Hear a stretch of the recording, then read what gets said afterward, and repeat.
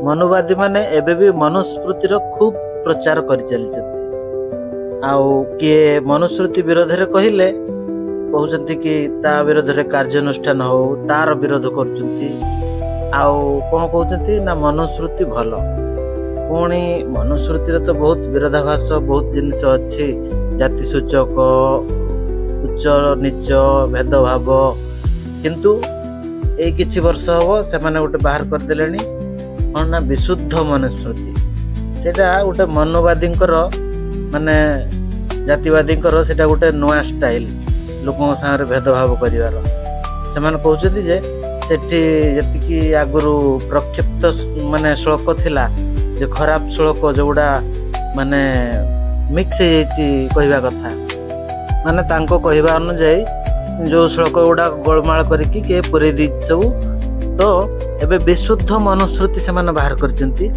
आउ कौन कहते ना सेठी तो किछि भेदभाव नाही किछि नाही बहुत मनुस्मृति बहुत भलो चलंतु ग्रोक कौन कहूची ग्रोक तो किछि सुनिबा तथ्य नबा। स्त्री का अलग से संपत्ति रखना वर्जित है, सब कुछ पुरुषों पर निर्भर। दूसरा, वर्ण व्यवस्था कायम है, ब्राह्मण सर्वोच्च, शूद्र सेवा के लिए, बराबरी कहाँ। तीसरा, दंड का कानून भी ऊंच नीच पर चलता है, नीची जाति वाले को जोरदार सजा, ऊंची वाले को ढील। चौथा, अंतिम सवाल ये है कि ब्राह्मण ही नियम बनाते हैं, क्या ये मूल में भी सत्ता की चालाकी नहीं? तो हाँ, श्लोक कम हुए पर मनुवाद का रंग कम नहीं हुआ, बस अब और सफाई से लगता है।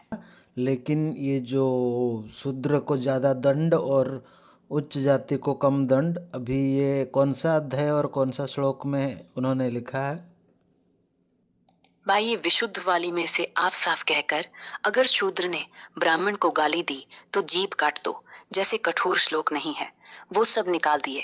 लेकिन जो बाकी हैं, जैसे अध्याय 8 का श्लोक 333 से 348 के आसपास, जहाँ दंड की माप वर्ण के हिसाब से लचीला है, मतलब ब्राह्मण को जुर्माना या उपवास करा दो पर शूद्र को उसी अपराध में हाथ पांव बांध कर मारना या धूल में लौटाना, वो कहीं कहीं छिटके छिटके रूप में रह गया है। कह सकते हैं छुपा रूपी भेदभाव अब भी झांकता है पर बाहर से नहीं दिखता, इसलिए बहस रुकते नहीं। मतलब विशुद्ध मनुस्मृति में अभी भी वही है जो मतलब भेदभाव तो हाँ कहीं ना भाई, कहीं है। सही कहा, भेदभाव तो कहीं ना कहीं छुपा छुपा रह गया ही है। जैसे दंड देते वक्त प्रायश्चित का नाम सुना है, वो जो ब्राह्मणों के लिए है, बस 1-2 उपवास 2-4 मंत्र पढ़ लिए हो गई सारी सजा। शूद्र के लिए वही अपराध करे तो या तो धड़ में पटक मार या सालों तक भारी काम करवाओ। नाम बदला, तरीका वही रहा। तो हाँ, बाहर से लगे सुधार आया पर जड़ में वो झुकाव अभी भी बरकरार है, बस अब लोग इसे कम बोलते हैं, इसलिए शोर कम हो गया है। मतलब नाम विशुद्ध मनुस्मृति देने से भी कोई फायदा नहीं, भेदभाव तो अभी भी है।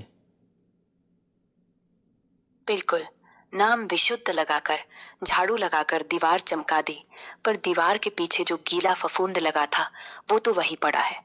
नाम से मनुवाद का खून नहीं साफ होता, वो तो सोच में बसता है। डॉक्टर साहब ने कितनी भी छटाई कर ली पर मूल में ही ब्राह्मण वर्चस्व की जड़ है, जिसे छिपाने के लिए ही ये सारे फेरबदल होते हैं। तो हाँ, फायदा नहीं, बस बहस को थोड़ा टाल दिया। अच्छा, ये जो आर्य समाजी है कुछ उसको लेके बैठे हैं कि विशुद्ध मनुस्मृति ये तो अच्छा वाला है, इसके बारे में तेरा क्या राय है? मेरा कहना ये है कि आर्य समाजी इसे सच्चाई का चिराग बोलकर घुमाते हैं, लेकिन आखिरकार ये उनका ही नजरिया है। शुद्ध हो कि विशुद्ध हो, ओ राजा अमल काल लेखा जाइथिबा जो राजकीय नियम शासन नियम तार एवं आवश्यकता कौन? प्रकृत रे संविधान लागू अच्छी, तथापि एटा एवं आवश्यकता एथि एमानकर पड़ुची कहीं ना माने जातिवादी एमाने से उच्च नीच असमानता भेदभाव एबे भी बजाय रखिया चाहूँ।